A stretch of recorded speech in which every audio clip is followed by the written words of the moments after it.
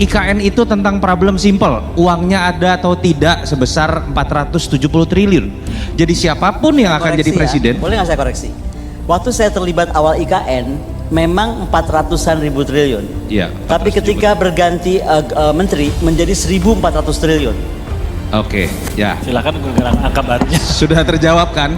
Pengamat militer Koni Rahakundini Bakri mengatakan bahwa demokrasi di Indonesia tidak sedang baik-baik saja. Orang yang mengatakan kebenaran pasti akan diancam. Padahal Indonesia sudah berada di jalan yang lurus untuk menjadi negara yang lulus dalam berdemokrasi. Di Indonesia itu nggak terjadi. I'm sorry to say that. Saya rasa bukan cuma Mas Toto yang pernah diancam karena menyatakan sebuah kebenaran. Saya juga mengalami itu. Jadi kalau kita ngomong kebenaran itu dianggap kita jadi ancaman.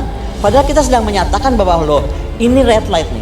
Contoh misalnya kemarin yang tadi disinggung bahwa kita sedang baik-baik saja berdemokrasi yang sudah menurut kata Gubernur Lemhanas sudah hampir lulus loh. Tinggal 7 kali pemilu kalau nggak salah kan, bahwa kita akan lulus dari negara demokrasi. Di titik tiba-tiba kemarin kejadian drama Korea di MK itu membuat kita mundur kembali. Kebanyakan nonton. Menurut Koni, mengutip pernyataan Gubernur Lemhanas bahwa 7 pemilu lagi Indonesia akan lulus menjadi negara yang demokrasi. Namun sejak tragedi pencalonan Gibran Rakabuming Raka di MK, hal tersebut membuyarkan segalanya. Ia lalu menyebut apa yang terjadi di Mahkamah Konstitusi adalah drama Korea. Meskipun dibuat drama MK1, MK2 hingga MK3, maka hasil putusannya akan sama. Drama Korea yang ada jaksanya gitu-gitu ya. Iya, jadi ada nah, maksud saya kenapa sih kita mesti berulang begitu gitu. Makanya secara joke orang boleh marah sama saya, tapi kalau saya bilang kalau itu dibuat pembenaran ada MK kuadrat, MK terus aja mau dibuat, tapi kalau hasilnya sama-sama juga. Kalau saya sih mau mengajukan Jan Etes jadi bupati termuda aja. Oke, saya mau bawa lagi ke... Ia lalu menyindir, mendingan ia mencalonkan Jan Etes, putra Gibran Rakabuming Raka, untuk menjadi bupati termuda atau wali kota termuda. Koni lalu mengkritisi persiapan dari pemerintah dalam menghadapi pemilu 2024. Alasannya sebelum pemilu, Kominfo kecolongan dengan pencurian big data oleh orang-orang yang tidak bertanggung jawab. Padahal menurut Koni, data masyarakat Indonesia telah diserap oleh aplikasi Peduli Lindungi. Justru dalam persiapan ini yang kita mesti hati-hati. Karena saya khawatir sekali dengan era teknologi sudah AI, sudah ChatGPT, sudah deepfake, bahwa kamuflase, penipuan, penggiringan ataupun apapun yang terkait dalam kita memilih itu sangat akan mudah dilakukan. Jadi negara harus mampu ya kan bagaimana mengcounter itu. Dan saya khawatir akan kemampuan negara hari ini karena pada saat kita jelang menghadapi Pilpres, loh kok Kominfo ada masalah, kemudian perubahan orang di Kominfo, artinya apa? Yang saya bicara adalah tentang big data. Karena kita baru mengalami COVID, ketika kita harus ada Peduli Lindungi, data kita semua diserap, dan itu kalau kita tidak mampu mengontrolnya, sangat akan mudah untuk melakukan sesuatu. Belum lagi terjadi perubahan personil di dalam Kominfo. Hal itulah yang membuat Koni agak tidak percaya dengan kemampuan negara dalam menjaga big data bangsa Indonesia. Koni melanjutkan, dari data tersebut, Koni mengaku dapat mengetahui pilihan seseorang melalui datanya. Apalagi data lengkap seperti di aplikasi Peduli Lindungi yang kini tidak tahu kemana data tersebut tersimpan. Saya nggak usah bicara detail ya, tapi saya bisa detect orang, dia bisa berubah pikiran atau swing pemilih aja hanya dari IP dia. Saya bisa baca itu. Apalagi kalau saya punya data lengkap dari tadi Peduli Lindungi yang sekarang diserap, yang sekarang saya bingung itu data ada di mana gitu. Itu ya. Jadi resiko itu satu pertama. Yang kedua, karena itulah kita mesti yakin betul aparat kita, terutama TNI yang lahir dari rakyat dan untuk rakyat, betul-betul akan menjaga itu. Karena menurut saya akan ada masalah di waktu pemberian kotak suara dan surat suara. Sebenarnya pemilu kita ini agak berbahaya karena Lemhanas sudah mengusulkan sebenarnya jangan Februari. Karena dari mulai uang di drop untuk pengadaan pemilu sampai pengadaan untuk pemilu itu terlalu mepet. Yang saya khawatirkan kotak suara dan surat suara tidak sampai, tapi suaranya ada.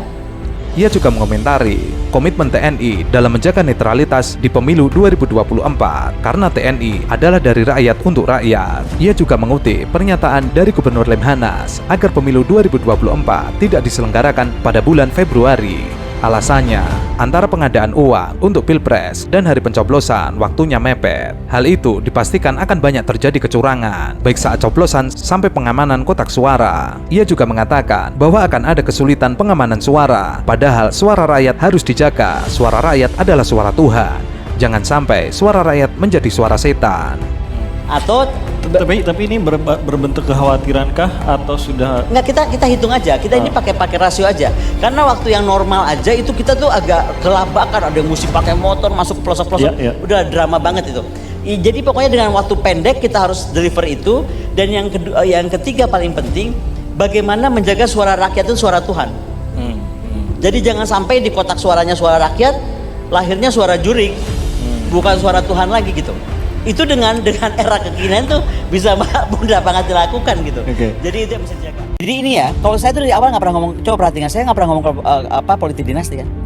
Karena ini lebih dalam dari politik dinasti, ini lebih kacau nih dari politik dinasti. Lebih dalam, Bu, dari politik dinasti. Loh, kalau dinasti udah jelas dia raja sama anak-anaknya gitu kan. Ini lebih parah gitu. Ekstrim lagi. Tahu mau saya bandingin sama siapa nih? Nggak boleh marah ya presiden, karena satu-satunya orang yang pernah melakukan pelanggaran terhadap demokrasi dengan model seenaknya begini. Tapi waktu dia bukan anaknya, dia nggak punya anak, tapi mirip-mirip begini. Hitler. Pengamat militer Koni Rahakundini kembali mengeluarkan statement pedas dengan membandingkan kelakuan Jokowi hari ini dengan yang dulu dilakukan oleh Hitler. Bahkan Koni menyebut penyelewengan kekuasaan ini melebihi politik dinasti di negara monarki. Awalnya, Koni merespon Undang-Undang Pasal 299 yang memperbolehkan presiden kampanye, tetapi dengan syarat. Salah satunya menurut Koni kalau ia menjadi incumbent dan akan maju lagi sebagai presiden. Bukan ia sebagai presiden lalu mengendorse orang lain. Dia mengumumkan akan berkampanye dengan mematok satu undang-undang pasal 299 yang dia tidak jabarkan bahwa yang boleh berkampanye itu kalau dia masih akan running presiden.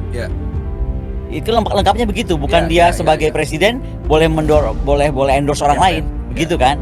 Nah, dan itu dilakukan di belakang para perwira prajurit di Halim, baru saja penyerah terimaan alutsista kan kepada Angkatan Laut kalau nggak salah ya, kepada Angkatan Laut. Nah, jadi intinya di kiri kanannya ada Panglima TNI, ada Kepala Staf Angkatan Darat, Angkatan Laut, Angkatan Udara. Di situ aku marah. Karena secara aku tuh backgroundnya sebelum ke pertahanan tuh aku lulusan graphic design. Jadi itu saya sempat sekolah grafis di Australia. Nah, itu dari bahasa komunikasi grafis, itu kayak nunjukin ini loh, itu tentara belakang gue. Ini gue mau kampanye nih, ada tentara belakang gue. Itu kan salah dong. Pertama, apakah dia minta izin tuh sama para prajurit itu semua dan perwira, Anda akan jadikan background saya gitu. Yang menjadi permasalahan serius, Jokowi mengucapkannya di depan perwira TNI yang secara undang-undang harus menjaga netralitas. Disitulah titik di mana Koni mengaku marah. Karena sebagai akademisi yang memiliki latar belakang grafis desain, itu memberikan simbol jika presiden di backup militer untuk mendukung salah satu paslon. Menurut Koni, itu adalah kesalahan fatal. Yang kedua lebih parah lagi. Menurut Koni, Jokowi melanggar yang diperjuangkan dalam reformasi 98, yaitu tentara tidak boleh lagi berpolitik. Makanya, tentara mengorbankan hak asasi manusianya karena manusia itu secara alamiah berpolitik. Tetapi karena di Indonesia antara militer dan sipil belum memiliki trust yang kuat karena kejadian Orba dan Presiden Soeharto, maka tentara akhirnya rela mengorbankan haknya sebagai manusia untuk tidak berpolitik. Tetapi Presiden Jokowi malah menariknya lagi ke dalam pusaran politik. Iya kan? Yang kedua, yang paling parah, dia melanggar apa yang diperjuangkan oleh reformasi 98. Tentara itu harus tidak boleh berpolitik, makanya tentara itu mengorbankan hak asasi manusianya. Manusia itu makhluk politik, Pak. Tapi karena dia menjadi tentaranya Indonesia, kalau tentara negara lain boleh. Karena menjadi tentaranya Indonesia, di mana trust antara sipil dan militer itu belum utuh karena kejadiannya Orba dan Pak Harto itu, maka dia mengalah nih. Oke deh, satu hak asasi gue tinggal nih demi negara. Lah udah lu tinggalin demi negara, terus ada presiden kesambet, gue nggak tahu juga kesambet apa, kok bisa begitu? Oh, aku langsung nggak beres. Padahal menurut Koni, Jenderal TNI sebelumnya Yudo Margono sempat memberikan buku saku kepada para tentara. Salah satu isinya tidak memperbolehkan prajurit berfoto di depan baliho calon tertentu. Tetapi yang dilakukan oleh Presiden, ia melakukan konferensi pers di depan TNI langsung yang posisinya sedang bersikap sempurna. Kemudian ada Panglima dan para stafnya, dan Presiden menggunakan kesempatan itu. Koni menyebut itu tidak beretika dan sudah kebablasan. Itulah yang dianggap sangat berbahaya karena menarik TNI ke dalam pusaran politik. Pokoknya gini ya, saya tuh nggak tahu ada buku saku yang kalau nggak salah dipersiapkan oleh Pak Yudo ya, karena sebelum Pak Yudo ganti Panglima yang baru tuh beliau sudah mempersiapkan buku saku untuk Pilpres kali ini. Kalau tidak salah, itu sudah menyatakan mendekati baliho. Jadi misalnya ada baliho siapa nih? Saya tentara, saya foto itu nggak boleh. Itu baru bayangkan. Ini foto bergerak, ya kan? Semuanya lagi sikap sempurna loh. Tentara di belakang tuh sikap, ya kan? Terus ada panglima, semua kepala staf, dan presiden menggunakan momentum itu gitu. Itu yang saya bilang super tidak beretikanya sudah kebangetan karena masuk sekarang ke ranah yang lebih berbahaya, yaitu menarik-narik. Bukannya TNI-nya mau masuk loh. Presiden sendiri sebagai panglima tertinggi menarik-narik tentara untuk berpolitik. Padahal Undang-Undang 34 dan lainnya yang dibuat era reformasi 98, TNI dan Polri tidak boleh lagi berpolitik. Koni lalu menggunakan bahasa sederhana. Mereka adalah manusia politik yang meninggalkan haknya untuk berpolitik demi negaranya. Berarti dalam hal ini Presiden tidak lagi menghormati pengorbanan TNI Polri. Sementara para staf yang sudah terlanjur hadir seperti terkena jebakan Batman dijadikan alat berpolitik oleh Presiden Jokowi. Makanya Undang-Undang 34 dan lain-lain yang pokoknya dari tahun 98 itu reformasi, itu semua aturannya adalah TNI Polri tidak boleh berpolitik. Bahasa sederhananya tidak boleh berpolitik itu tadi yang saya bilang. Sebagai manusia itu dia makhluk politik yang meninggalkan atau menghapuskan hak politik dirinya sendiri untuk negaranya. Berarti kan kita nggak menghormati, bukan kita, presiden berarti kan nggak menghormati para tentaranya. Kalau dia melakukan seperti itu. Nah kalau untuk kepala staf, kalau saya bilang terjebak Batman nih. Kalau hari itu yang saya lihat is by design. Dia tuh mau wawancara di situ. Pesan ya Bu ya. Ya, itu baru satu tentang menarik-narik tentaranya. Jadi lucu nih, presidennya yang menarik-narik tentara masuk ke politik dengan bahasa gambar seperti itu. Terkait kampanye Jokowi, menurut Koni, rakyat Indonesia dalam bahaya besar. Makanya, Koni menyarankan memilih presiden harus menjadi manusia seutuhnya. Artinya, karena presiden memegang dua tongkat, tongkat kekuasaan sebagai kepala negara dan tongkat pemerintahan sebagai kepala pemerintah. Ia mengatakan dalam sejarah tidak ada kepala negara yang sedang menjabat lalu memajukan anaknya maju dalam kontestasi Pilpres. Jadi gini loh, presiden itu dia kepala negara, kepala pemerintahan. Itu bedanya dia kalau dia raja dan kalau parlementer dan presidensial ya. Makanya kalau kita milih presiden tuh harus jadi manusia utuh karena dia mempunyai dua tongkat kekuasaan di tangannya. Tangan kirinya kekuasaan untuk sebagai kepala pemerintahan, satu lagi sebagai kepala negara. Itu kenapa untuk seorang presiden itu yang harus paling dipegang tuh etika. Bordernya tuh etika aja. Karena kan nggak bisa ngaturnya sampai serigid itu. Dan itu kenapa berulang kali dan dimanapun sepanjang sejarah saya tahu, termasuk sejarahnya Indonesia, nggak ada pernah presiden yang menjabat, tapi kemudian anaknya dia suruh running untuk jabatan presiden atau wapres. Ia mengakui tidak pernah menyebut Jokowi sedang melakukan politik dinasti, karena ini lebih ekstrim dari politik dinasti. Kalau dinasti itu sudah jelas, raja kemudian diteruskan oleh anaknya. Ini lebih parah lagi. Ia lalu membandingkan cara Jokowi ini seperti pemimpin Nazi Jerman Adolf Hitler. Jadi ini ya, kalau saya tuh dari awal nggak pernah ngomong, coba perhatikan, saya nggak pernah ngomong politik dinasti kan. Karena ini lebih dalam dari politik dinasti, ini lebih kacau nih dari politik dinasti. Lebih dalam Bu dari politik dinasti. Kalau dinasti udah jelas dia raja sama anak-anaknya gitu kan. Ini lebih parah gitu. Ekstrim lagi. Atau mau saya bandingin sama siapa nih? Gak boleh marah ya presiden, karena satu-satunya orang yang pernah melakukan pelanggaran terhadap demokrasi dengan model seenaknya begini. Tapi waktu dia bukan anaknya, dia nggak punya anak, tapi mirip-mirip begini. Hitler. Oh iya. Hitler.